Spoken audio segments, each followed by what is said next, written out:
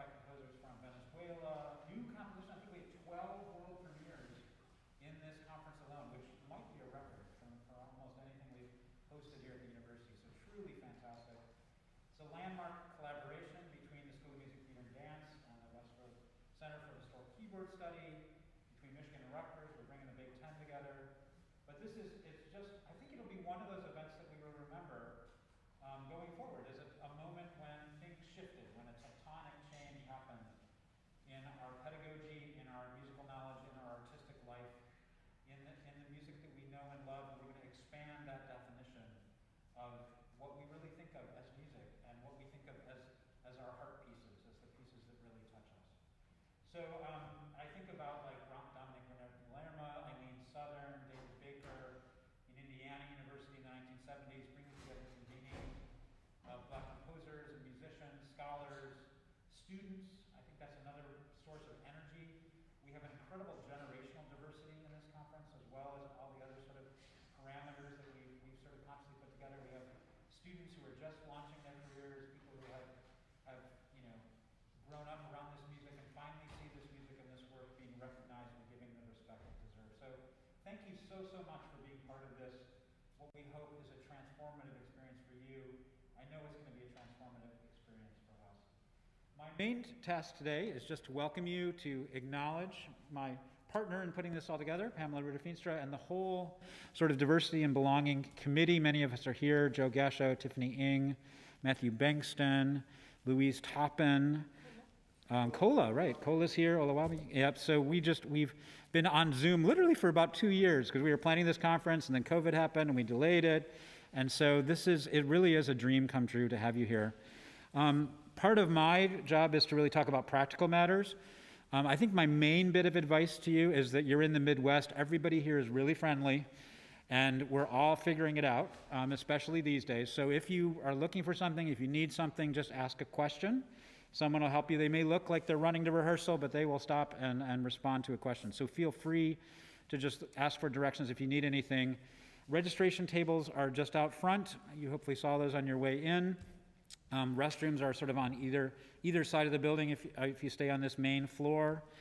There are practice rooms sort of in the far corner. Most of the events of the conference will be happening here in this building or downtown at the Michigan League tomorrow during the week when classes are happening, because all of our classrooms and rooms are pretty much used during the day. But we'll be back in here on Saturday in particular. The evening recitals will be here or in Stamps Auditorium, which is just a short walk in that direction.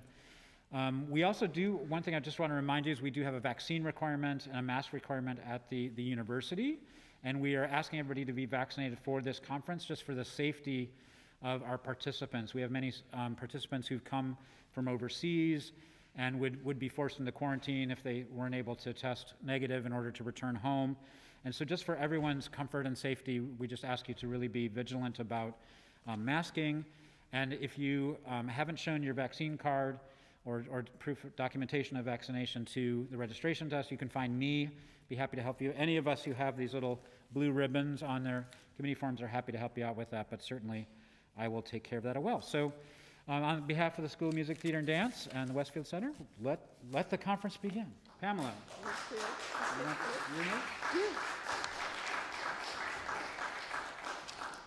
Thanks so much, Mark. And I echo Mark's welcome to you.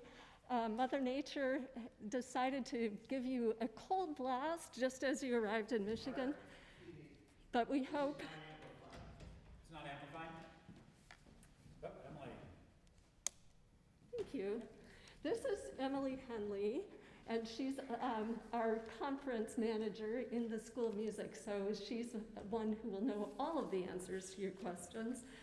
But as with this cold blast, we hope that the warmth of the community here, as well as the inspiration of the various events, will help to counteract the temperatures outside. We indeed hope that this conference will have lasting impact and commend you for your commitment already to bringing diversity and belonging into the keyboard world. So I also would like to acknowledge the Westfield board. Do we have any board members here? I think Andrew Willis is here. Catherine Stewart, I see. and many more are on the way. Tiffany Ng is here. So we have, if you look at the name tags, our committee members are in blue, the Westfield board members are in red. This is a way to identify people whom you may want to ask questions. So just as an overview of the program book, we have several pages of welcome as well as our community standards in the opening. On page 9, you see a schedule here, but I'd like to invite you to go to the online schedule at westfield.org because we've had many moving parts just even in the past 10 days. And that was after this was printed. In terms of, so tomorrow morning, for instance, we are starting at 9 a.m. at First Congregational Church. That's downtown on the intersection of State and William, and it'll require a little extra time to get around there because there are many one-way streets and it takes a while to park in the parking garage. So give yourself plenty of time. A few other notes about the program book. From page 15 on, you'll see D&B presentations and performances. And note that these are listed in alphabetical order of the presenters' last names, not chronological order according to the schedule. And then, let's see, page 88, I'll refer you to that page as well. We have a select list of resources for you to take home. We hope that this conference will inspire your own work in your studios and your performances and scholarships. And finally, we're very grateful to the many, many donors who stepped forward to support this conference, and they are acknowledged on page 91 and page 92. So I would like to quote Audre Lorde. She, in an interview in the Feminist Renaissance, she said something that struck me when I read it recently that might serve as a roadmap to the keyboard world as we strive for diversity, equity, and inclusion. And I quote, "When we define ourselves, when I define myself, the place in which I am like you, and the place in which I am not like you, I'm not excluding you in the joining, I'm broadening the joining." Now it gives me great pleasure to introduce our cherished partners and friends from the African American Cultural and Historical Museum of Washtenaw County, the president, Dr. Joyce Hunter, and board member and Underground Railroad docent, Ms. Deborah Meadows.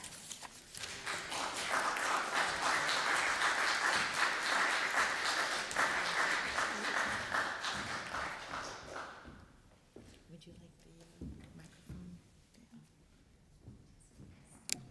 I guess so. I guess you have to fold it down. Thank you. Testing. You can hear me? Great. Good evening. My name is Joyce Hunter, and I'm the president and CEO of the African American Cultural and Historical Museum. I'd like to first thank Mark and Pamela for allowing us an opportunity to come and share information about the museum with you today. What I want to do is just briefly tell you a little bit of history. And I'm going to do that by using the words when and what. So when did we become a museum? We became a museum in 1996. And once we received our paperwork from the state, we looked around and we said, we have no building, we have no money. No one on the committee had ever started a museum, and we're all volunteers. So we then decided, so what do we do? What we decided to do is become a museum without walls. And by doing that, we were able to offer many programs, and we did that by partnering with many, many groups. So we're going to talk today about two of those partnerships. The first partnership that I'm going to be talking about is a partnership with the Ann Arbor District Library, and that's called our Living Oral History Project. And this is where we interviewed African Americans who have lived all or most of their lives in the Ann Arbor, Ypsilanti area. And the oldest person we've interviewed thus far is 102 years old. So with that, we then followed with an exhibit, a Living Oral History exhibit, followed by a digital collection. So we have about 2,500 items in our digital collection. And we also have this year started the Living Oral History Walking Tour. And this tour covers the Carytown area. This is where Blacks lived and had what we know as the Black Business District around Carytown and 4th Avenue. So I'm really pleased to say that we were a museum without walls, but now we are located at 1528 Pontiac Trail, thanks to the generosity of the Mosaic Foundation of Peter and Rita Hayden. Now, while we now have a brick and mortar location, we want to continue partnering because we want to continue being a museum outside the walls as well. So I'd like to, at this time, have Deborah Meadows come up, and she's our docent for the Underground Railroad Tour, and she's going to talk about that partnership. So thank you again, Mark and Pamela.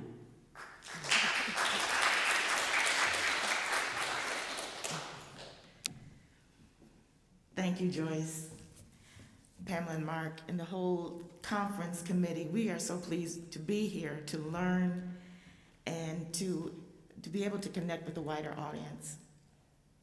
It's become evident that we share a common interest, and that's to explore the stories of the ignored or discounted. AACHM recognizes that there are local Black Americans, past and present, who were ignored or discounted, and whose stories have yet to be told. They lived, worked, helped to create a better place here in Washtenaw, benefiting all living here today. Some were born enslaved in the 1800s and fought to claim their freedom.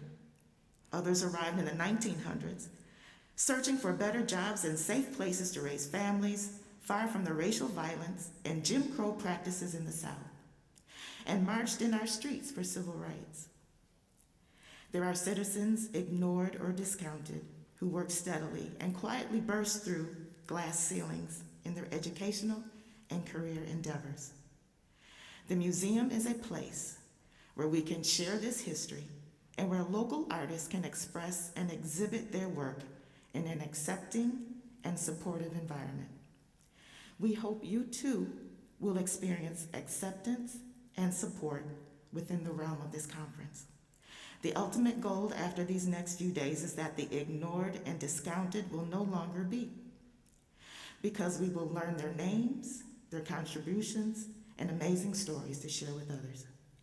We invite you to join us this Sunday at 12:15 when we host a 2-hour bus tour with lunch of local Underground Railroad sites. These sites are connected to men and women previously ignored and discounted. In our efforts to keep our guests safe, we ask everyone who registers to please wear masks on the bus. We will serve lunch and drive by or stop at a few sites, including the museum. And in fact, Sunday is our opening day for our new exhibit called Sankofa by world-renowned artist, historian, and professor, John Onye Lockhart. I'd like to end by showing a brief snippet of a video, 2 minutes, 36 seconds, about Asher and Catherine Array, who arrived in Pittsfield Township within Washtenaw in 1827. The Arrays were free Blacks of mixed heritage. They were educated, owned several properties, and operated a successful farm. And if that wasn't enough, Asher and Catherine willingly fed and transported previously enslaved people to their next stop on their journey to freedom.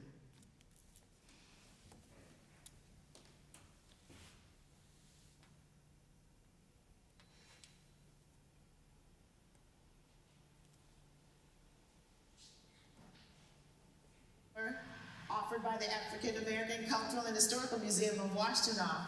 We're in Pittsfield Township, where US 12 cross-sects US 23. And this is the site of the Asher Array Farm. Asher Array arrived in Pittsfield Township with his family in 1827. The Arrays were free blacks of mixed heritage. 2 years later, he married Catherine.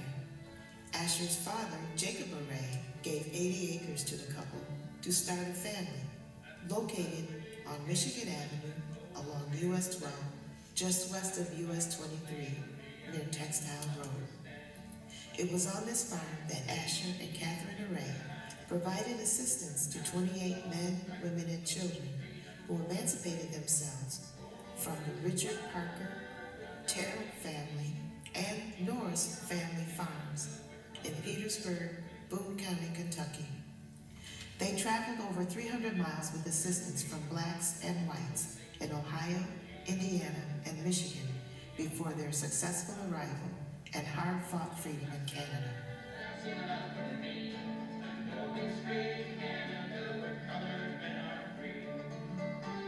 In Michigan, the 28 were transported from the farm of Fitch Reed in Cambridge, Michigan, to the Array farm in Pittsfield. Asher's neighbors and confidants, William Webb Harwood and Roswell Preston, would have assisted Asher and Catherine by providing a fresh team of horses and wagons for the last leg of the journey, or money, blankets, and food.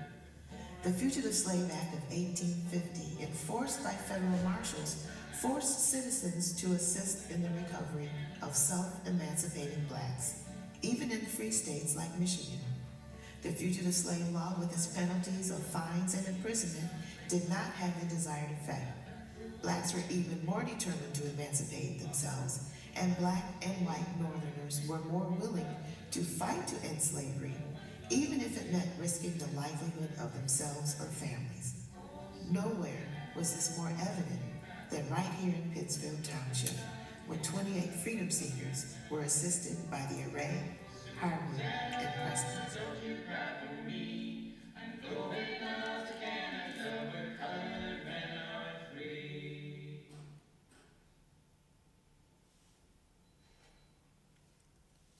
Thank you.